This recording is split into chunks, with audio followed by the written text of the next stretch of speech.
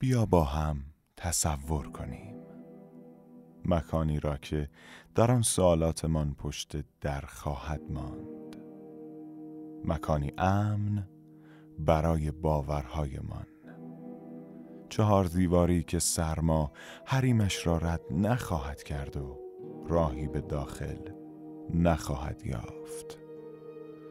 تو آزادی، حداقل تا فردا صبح دمی را رها باشی از هر آن چیزی که خواستارش نبودی. بیا با هم خانه را تصور کنیم، هر طور که در تجسم تو می گنجد.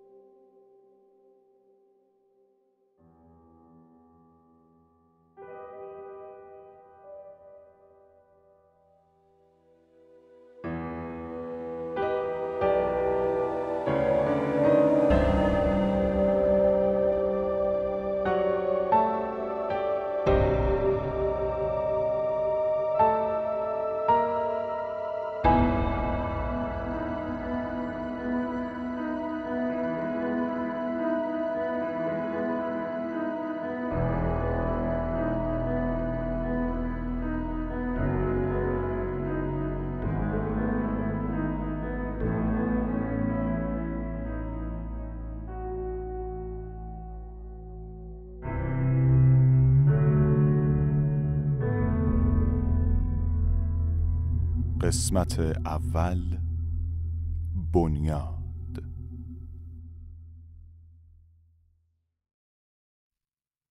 گفتن جمله اول یکم سخته. هر چقدر سعی کردم بنویسم و بعد شروع کنم، اون چیزی که دلم میخواست از آب در نیومد. برای همین بیاین اولش رو یکم راحت تر پیش بریم.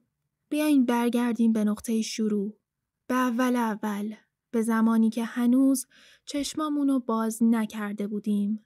به زمانی که توی یه چیزی شبیه به استخر آب گرم با بدن جمع شده منتظر بودیم تا تکمیل بشیم و عین یه آدم دست و پا در بیاریم. شاید به اندازه 1 کرم ابریشم هم صبور نبودیم که بال داشته باشیم و بعد از پیله خارج بشیم. میخواستیم سریع وارد دنیا بشیم، دنیایی که حتی نمیدونستیم برای چی ساخته شده و ما اونجا چه کاره ایم.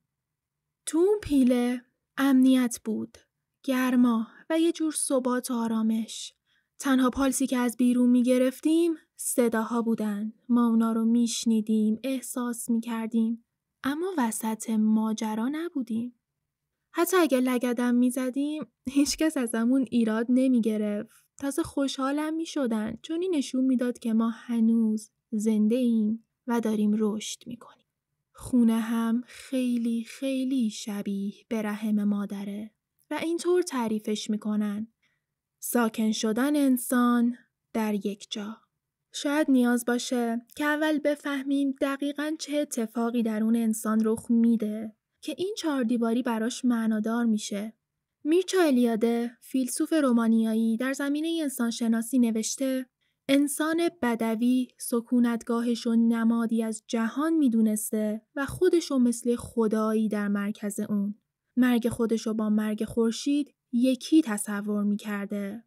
یه جورایی به همین خاطرم هست که تو خیلی از آیین و رسوم باستانی آدما در تلاش برای حفظ آتش بودن، چون آتش نمادی از خورشید بوده و علاوه بر این کانون خونه هم در نظر گرفته می شده.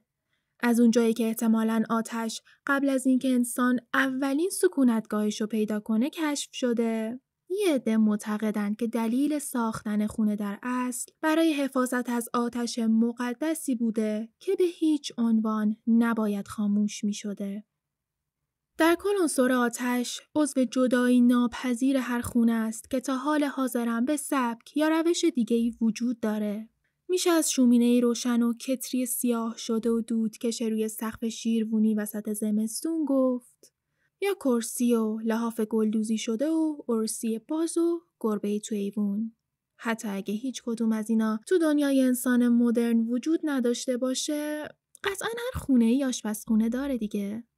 آدما تو مسیر زندگیشون توی ایستگاه خونه متوقف میشن. برمیگردن به آرامش، برمیگردن به همخونه‌های خودشون که شناخت بیشتری از هم دارن تا بهتر درک و فهمیده بشن. ماها انگار به خونه عقب نشینی میکنیم. از جامعه و محیط و جدالی که خیلی در انتخابش سهیم نبودیم عقب میکشیم و به فردی که واقعاً هستیم برمیگردیم.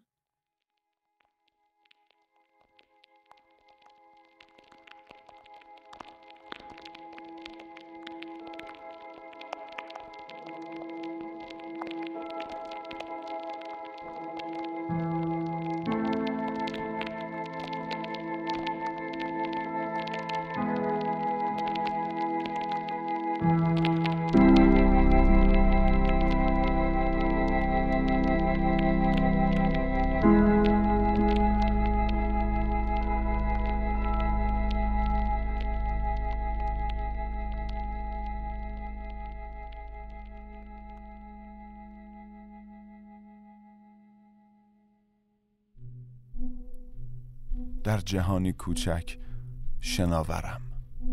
بزرگ و بزرگتر می شوم و دنیایم کوچک و کوچکتر. کیسه پاره می شود. تقلا می کنم.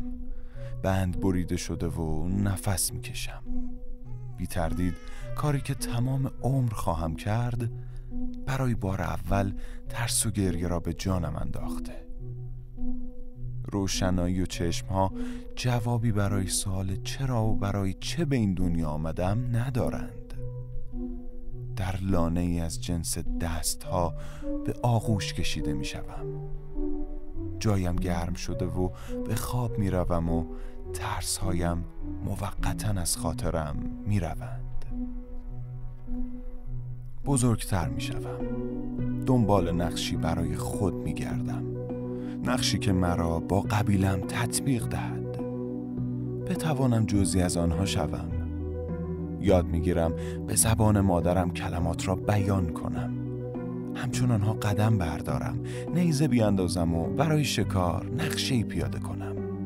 در مراسم‌هایشان خوب به رقص در بیایم تا در خاطرات آنها جایی داشته باشم. بیشتر که مورد اعتماد قرار میگیرم، فراتر قدم برمیدارم. دور از جمع در جستجوی فردیت خیش.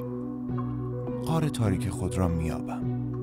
در سکوت آن سنگ ها را به هم میزنم و فکری روشن خواهم کرد. چه چیز و چه کسی هستم؟